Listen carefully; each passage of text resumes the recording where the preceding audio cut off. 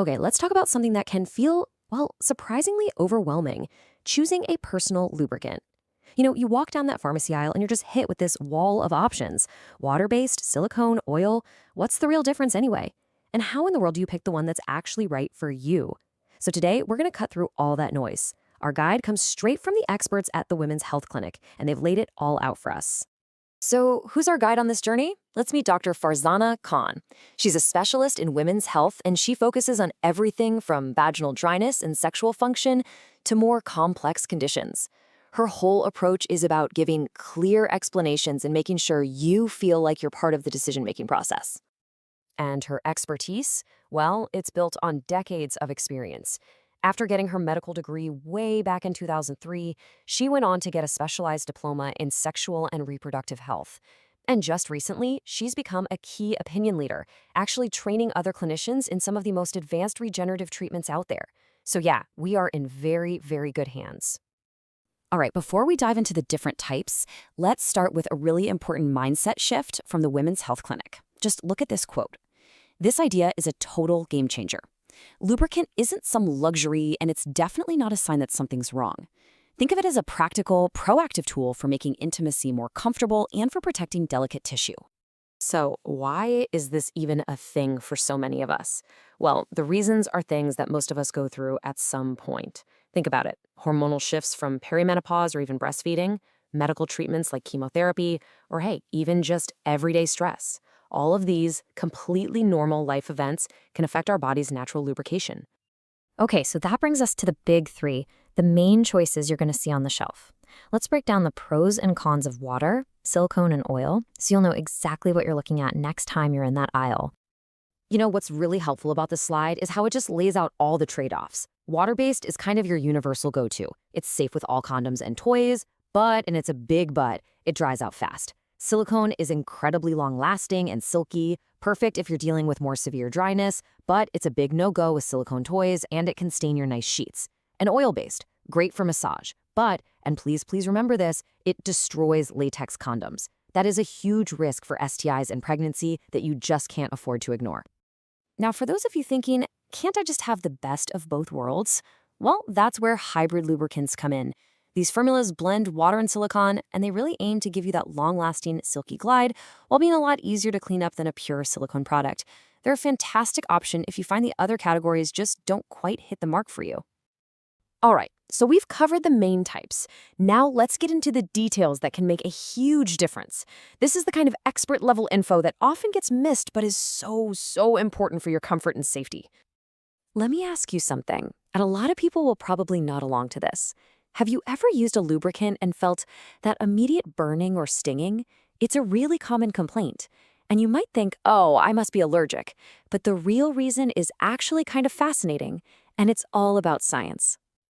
The culprit is often this thing called hyperosmolality. Now I know, it's a mouthful, but the concept is pretty simple. If a lubricant is jam-packed with particles like glycerin, it acts like a sponge and literally pulls water out of your own cells. This makes them shrink and shrivel on a microscopic level, and that damage is what you feel as that stinging or burning sensation. So here is the number you need to remember: under 1,200. The World Health Organization says anything over that isn't what they call cell-safe.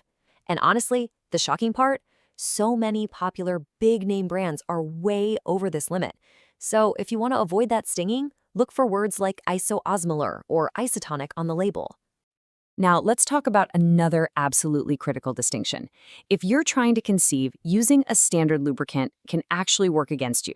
See, regular lubes are acidic, which is great for a healthy vaginal pH, but that same environment is hostile to sperm.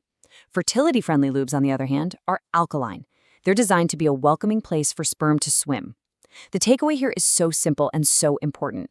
If you are trying for a baby, you must use a product that is specifically labeled sperm-friendly or fertility-friendly. All right, it is time for some myth-busting. There is so much misinformation and, frankly, a lot of shame that can surround lubricant use, so we're going to set the record straight with some medical reality. This one right here, this is probably the most harmful myth out there. It's this idea that needing lubricant is some kind of personal failing, a sign that you're not attracted enough to your partner or that your body is just broken. And the reality? As we can see here, that is just not true. We've already talked about how things completely out of our control, hormones, medications, stress, affect lubrication. Reaching for a lubricant isn't admitting failure, it's making a smart, practical choice to add comfort to your life. Period. Next up, the natural is always better myth. So many of us assume that reaching for something from the kitchen, like coconut oil, is just inherently safer than a product that was formulated in a lab. But that can be a really dangerous assumption. As we see here, those oils can degrade latex, which puts you at risk, and they can totally throw off the delicate balance of the vaginal microbiome, which can lead to nasty infections like bacterial vaginosis or thrush. The bottom line is, natural does not automatically mean safe for this particular purpose. So now that we have a clearer understanding of the science and we've debunked some of those myths, what are your next steps? Let's talk about the practical path forward for using lubricants effectively, and just as important, knowing when you might need a bit more help. Here is a super simple 4-step checklist. First, apply it generously, probably more than you think you need. Second, keep it handy so you can reapply, especially if you're using a water-based one. Third, if you have sensitive skin, maybe do a little patch test on your arm first. And finally, check that expiry date. Old products can harbor bacteria, and nobody wants that. Okay, please pay close attention here. This is so crucial. Lubricant is a fantastic tool, but it is not a cure-all. If you are using lubricant and you are still having persistent pain, or if you notice any of these red flags on the slide, like bleeding, weird discharge, or itching, that is your body's signal. It's time to see a doctor. And that's because lubricant provides important temporary relief, but for ongoing conditions like genitourinary syndrome of menopause, it's not actually treating the underlying issue. A doctor can help you explore options that get to the root cause, things like vaginal estrogen or specialized physiotherapy, which can help restore tissue health for the long term. And that really brings us to our final thought. Armed with all this knowledge, you could make a much better, more informed choice in that pharmacy aisle. But it also empowers you to ask a bigger question. If lubricant is just a band-aid for a deeper issue, maybe it's time to move beyond that temporary relief and seek an expert opinion to find a truly lasting solution for your comfort and your health.